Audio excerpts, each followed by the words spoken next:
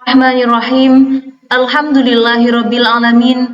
Wassalatu wassalamu ala asyrafil anbiya'i wal mursalin. Sayyidina wa maulana Muhammadin wa ala alihi wa sahbihi ajma'in. Amma ba'du. Yang terhormat Ketua Yayasan Pesantren Zainul Hasan Genggong, Al-Mukarram Kiai Haji Hasan Mutawakil Alallah SHMM. Yang terhormat Rektor Universitas Islam Zainul Hasan Genggong, Associate Profesor Dr. Abdul Aziz Wahab, BAMAG CH CHT. Yang saya hormati Kaprodi PAI Universitas Islam Zainul Hasan Genggong, Ibu Kustiana Arisanti, MPD. Yang saya hormati dosen pembimbing satu saya, Ustadz Muhammad Sugianto, MPDI. Yang saya hormati dosen pembimbing dua saya, Ustadz Nur Amin, MPD.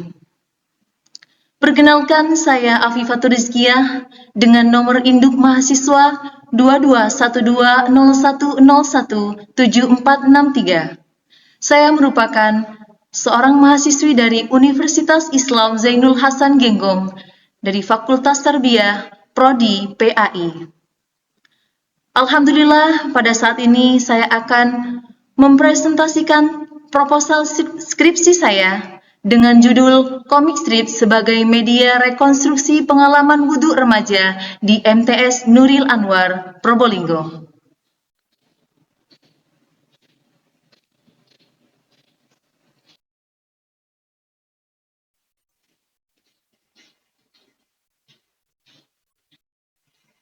Dari judul tersebut, latar belakangnya adalah yang mana saya mengangkat judul ini karena kami melihat di lapangan masih banyak remaja MTS, termasuk MTS Nuril Anwar Probolinggo, yang masih melakukan wudhu secara asal-asalan, tidak sesuai dengan rukun dan sunnah yang telah ditentukan oleh syariat agama Islam.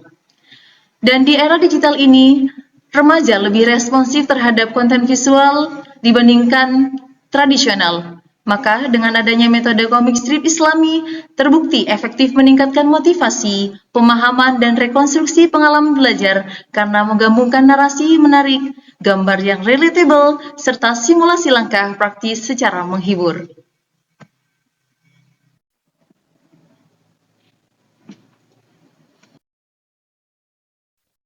Dari judul tersebut, muncullah rumusan masalah. Yang pertama, bagaimana proses penggunaan komik strip sebagai media rekonstruksi pengalaman wudhu remaja MTS Nuril Anwar Probolinggo? 2. Bagaimana model pembelajaran komik strip sebagai media rekonstruksi efektif dalam meningkatkan pengalaman wudhu remaja MTS Nuril Anwar Probolinggo? Dan dari rumusan masalah ini, muncullah tujuan penelitian. Yang pertama, menguraikan dan mendeskripsikan proses penggunaan komik strip sebagai media rekonstruksi pengalaman wudhu pada remaja MTS Nuril Anwar Probolinggo. 2. Mengembangkan dan menguji model pembelajaran berbasis komik strip sebagai media rekonstruksi yang efektif dalam meningkatkan pengalaman wudhu remaja MTS Nuril Anwar Probolinggo.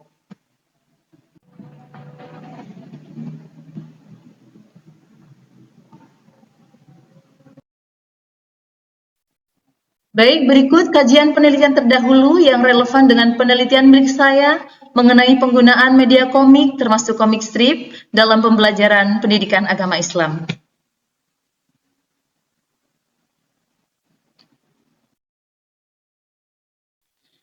Selanjutnya adalah kajian teori. 1. Komik strip. Komik secara etimologi berasal dari kata komik, yang secara semantik berarti lucu atau lelucon. Yang mana pada awalnya komik memang ditujukan untuk membuat gambar-gambar yang menceritakan simbolik ataupun tafsiran tentang hal-hal lucu. Namun seiring dengan berjalannya waktu, komik ini bertransformasi, tidak hanya dinikmati oleh anak-anak, namun juga untuk remaja, bahkan dewasa. Yang kedua adalah media rekonstruksi. Media berasal dari bahasa Yunani yakni medium, artinya tengah, perantara, dan pengantar. Rekonstruksi secara umum berasal dari kata re, berarti kembali, konstruksi berarti susunan atau pembangunan. Sehingga secara harfiah berarti membangun kembali atau menyusun ulang.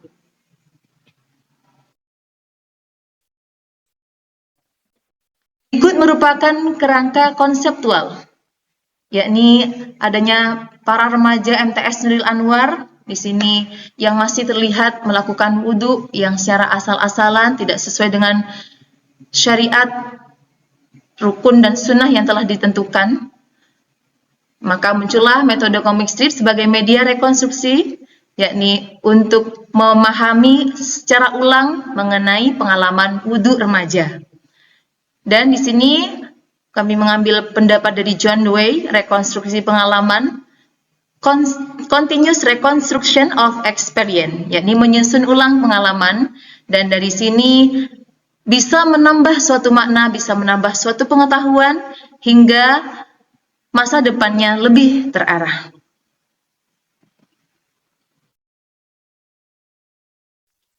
Selanjutnya adalah metode penelitian. 1. Pendekatan jenis penelitian. Pendekatan penelitian studi kasus ini menggunakan metode kualitatif, yang mana studi kasus ini dapat bersifat deskriptif, menggambarkan fenomena sebagaimana adanya explanatory yang menjelaskan hubungan sebab akibat.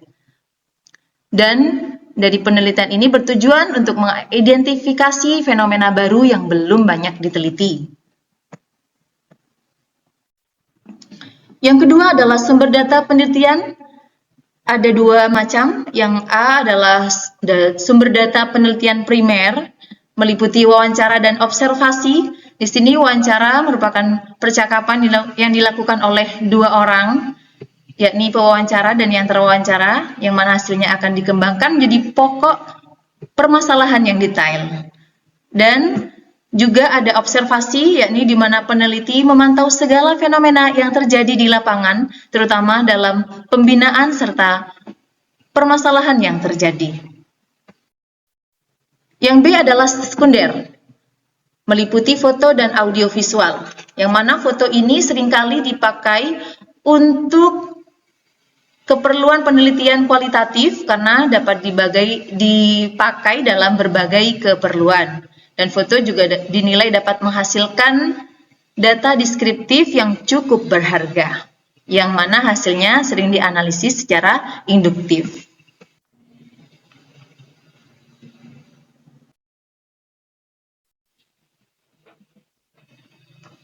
Selanjutnya, yang ketiga, teknik pengumpulan data meliputi wawancara, yakni di mana wawancara ini peneliti menggunakan metode wawancara semi terstruktur yang diawali dengan perumusan pedoman wawancara serta pembuatan daftar pertanyaan yang nantinya digunakan pada saat wawancara berlangsung. Selanjutnya adalah observasi. Observasi ini peneliti mengamati semua gejala yang terjadi di lapangan, baik dalam kegiatan madrasah ataupun dalam kegiatan para siswa. Dan yang C adalah dokumentasi. Dokumentasi ini peneliti menyelidiki benda-benda tertentu, seperti buku, majalah, notulen rapat, dan lain sebagainya. Yang keempat adalah teknik analisis data. Meliputi A, kondensasi data, yang mana kondensasi data ini adalah memilih dan merangkum data yang berkaitan dengan fenomena masalah pada madrasah tersebut. Yang kedua adalah penyajian data. Di sini data yang telah dikondensasi kemudian disajikan dalam bentuk narasi deskriptif atau diagram tematik. Dan yang ketiga adalah penarikan kesimpulan dan verifikasi. Nah, setelah data dianalisis, maka langkah selanjutnya adalah menarik kesimpulan yang sesuai dengan penemuan penelitian. Yang kelima adalah pengecekan keabsahan temuan. Di sini, menurut Lincoln dan Guba, mengacu pada 4 kriteria, yaitu A. Kredibilitas, yaitu temuan sesuai dengan realita yang ada. Jadi apa yang ditemukan itu sesuai dengan realita yang ada. Dan yang B adalah transferabilitas, yaitu hasil temuan yang diterapkan dalam konteks lain yang serupa. Yang ketiga adalah dependabilitas, yakni mencatat secara sistematis setiap tahapan penelitian. Dan yang keempat adalah konfirmabilitas, yakni hasil penelitian tidak dipengaruhi oleh subjektivitas peneliti. Nah, melalui langkah ini, sebuah penelitian dapat divalidasi dan dapat dipercaya, sehingga dapat memberikan kontribusi yang bermakna bagi dunia akademik. Sekian dari kami, semoga bermanfaat, dan terima kasih.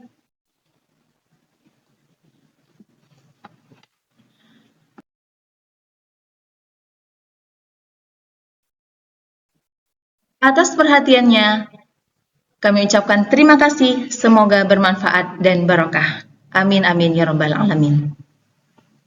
Wassalamualaikum warahmatullahi wabarakatuh.